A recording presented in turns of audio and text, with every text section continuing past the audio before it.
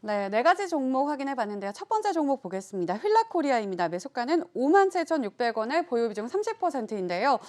지주사의 전환 소식이 들려왔죠. 이에 대해서 뭐 긍정적인 평가가 나옴에도 불구하고 주가는 하락을 했습니다. 이에 대해서 좀 어떻게 생각하시나요? 네, 휠라코리아 같은 경우는 일본의 이제 불매운동 수혜주로 잠깐 반사 이익이 나오기도 했었고요. 그런 어떤 매수세들이 들어오기도 했었는데 사실은 휠라코리아에 대한 실적들이 굉장히 좋아질 것이다라는 기대감 때문에 이미 상반기 때 5월 달까지 87,900원까지 오르는 그런 강한 강세를 보여주었던 모습들입니다. 뭐 여러분들 너무나 잘 아시는 이런 어떤 우리 운동화라든지 체육 왜 네. 스포츠 쪽에 우류를 다루고 있는 그런 기업이기도 하고요. 휠라 같은 경우 2017년도에 글로벌 레트로 스포츠 트렌드를 바탕으로 해서 여러 가지 라인의 어떤 메인 고객들을 다분히 확보하고 있는 그런 기업입니다. 시장 점유율도 꽤 좋은 그런 기업인데요. 또 여러 가지 유통 세일이라든지 유통 채널이라든지 그런 부분들을 통해서 판매나 실적들에 있어서 이익 증가를 모색하고 있는 그런 기업입니다. 어찌됐건 간에 실적에 대한 부분들 점진적인 매출액과 실적이 점점 증가하면서 영업이익도 굉장히 좋은 모습들을 보여주고 있고요. 부채 비율과 유보율에 있어서 증가세를 보여주고 있는 그런 기업입니다. 그런데 사실 휠라코리아 같은 경우 실적이 사실은 아무리 좋아도 물론 영원한 테마는 실적이긴 하지만 수급에 대한 영향력이 일단 매수세가 좀 유입이 돼야 된다라고 보여집니다. 그런데 보시면 기관 같은 경우에는 최근에 이제 매수세들이 유입이 됐었는데 외국인들 같은 경우에는 지속적인 매도 흐름들이 나오고 프로그램 매도도 나오는 모습이었었습니다. 그러나 지금 같은 가격대에서는 보실 때는 어느 정도 저점은 찍었다라고 보여집니다. 고점 대비 87,900원에서 5만 원대까지 지금 거의 한 40% 정도가 급락했던 그런 모습이고요. 주봉의 흐름들을 보더라도 현재 지금 주봉의 위치가 굉장히 중요한 상황입니다. 지난번에 2018년도에 2018년 초반부터 필라코리아는 굉장히 많은 성장성, 주가의 흐름도 2만 원대에서 8만 원대까지 거의 400% 이상 증가하는 모습이었었는데 현재 위치가 중간에 잠깐 눌러주는 그런 어떤 중요한 시그널 위치에 와 있습니다. 그래서 지금 정도 가격대는 지지를 해줄 것으로 이다라고 보여지고요.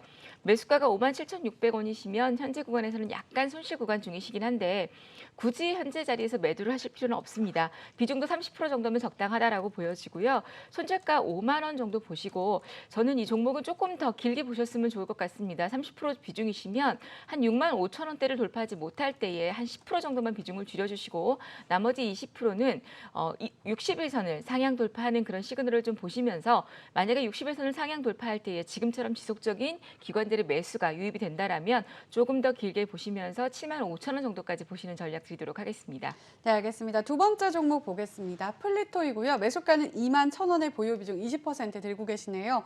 틱톡을 운영하는 중국 업체와 파트너십을 계약했다는 소식에 굉장히 큰 급등세를 보이기도 했는데요. 이 종목 앞으로 조금 더 보유를 해봐도 좋을까요?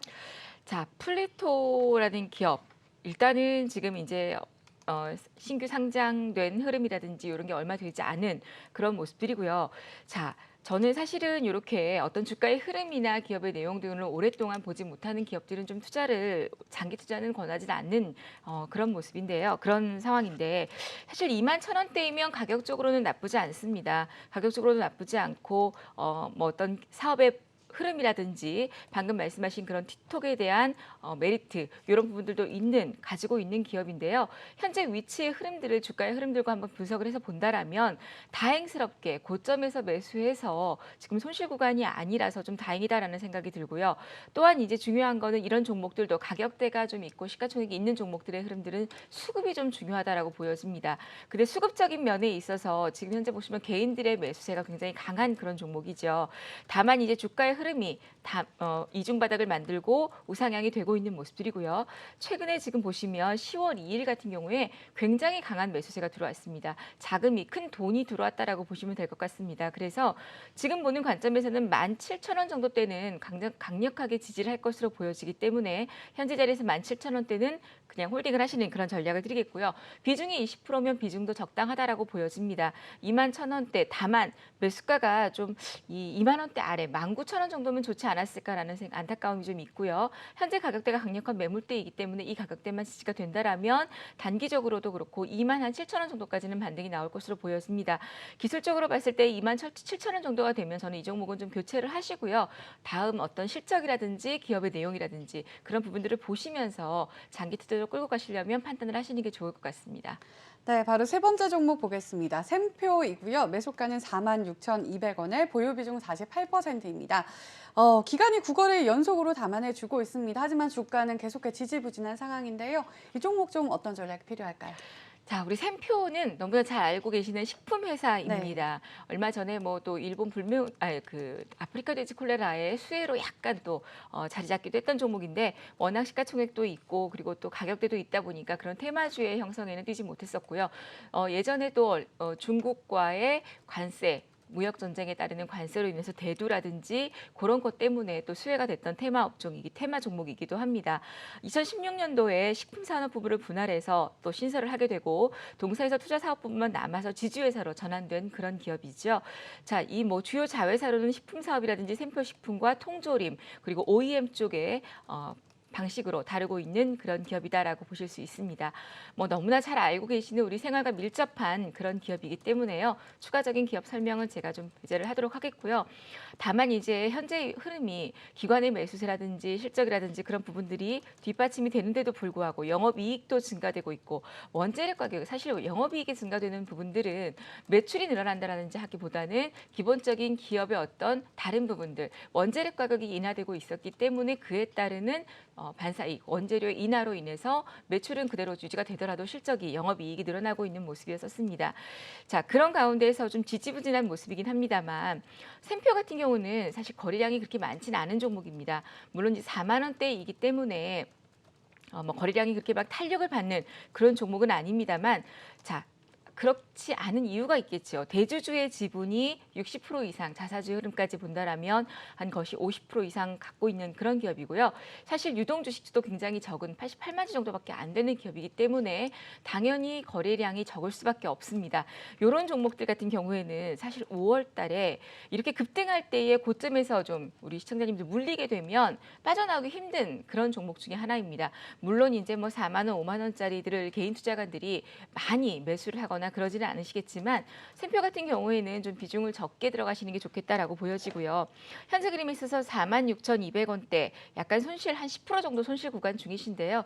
지금 자리는 기술적으로 봤을 때에 어느 정도는 저점이다라고 보여집니다.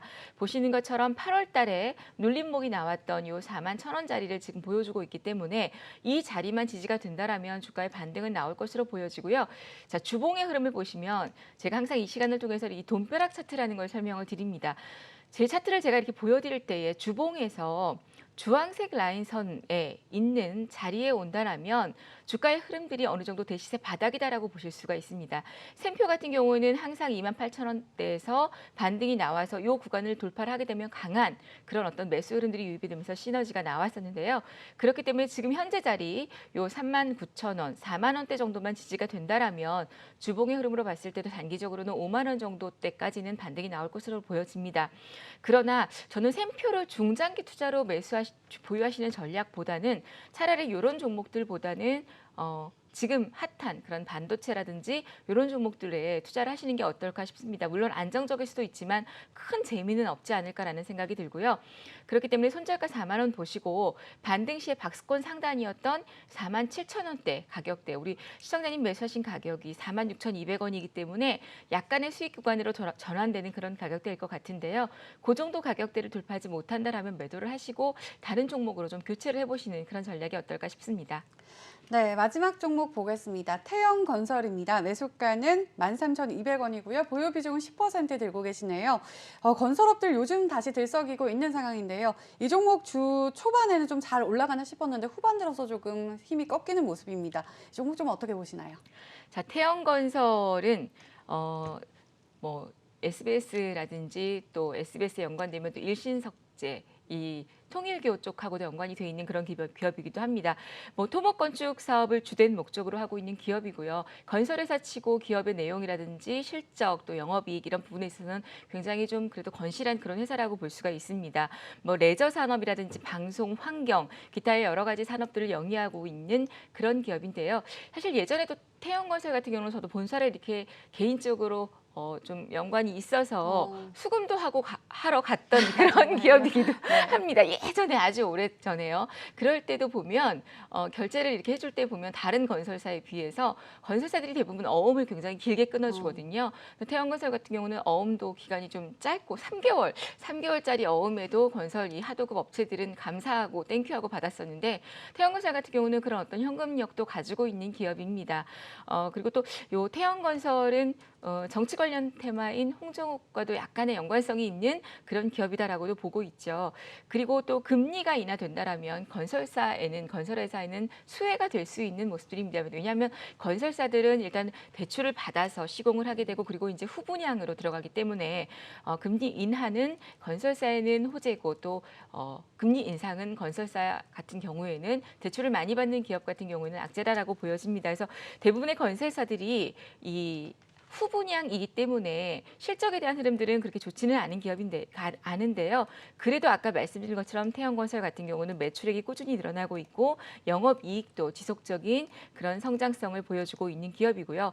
또 건설회사들이 사실은 부채 비율이 꽤 높습니다. 건설회사들의 부채 비율이 높은데도 불구하고 태양건설은 그래도 부채 비율이 2019년도에는 좀 줄어드는 그런 모습이기 때문에 어떤 사업의 기반적인 내용은 다른 건설사들에 비해서 괜찮다. 그러나 뭐 삼성물산이라든지 삼성 엔지니어링이라든지 이런 어떤 현대건설이라든지 그런 기업들에 비한다라면 주가의 어떤 탄력은 어떤 대외적인 환경과는 좀 다르게 움직인다라고 보시면 될 것 같고요. 매수가가 13,000원이면 최근에 얼마 전에 매수를 하신 듯합니다. 수급적인 면에서 기관들의 매수세가 좀 유입되고 있고 하기 때문에 전반적인 흐름은 나쁘지 않을 거다라고 보여지고요.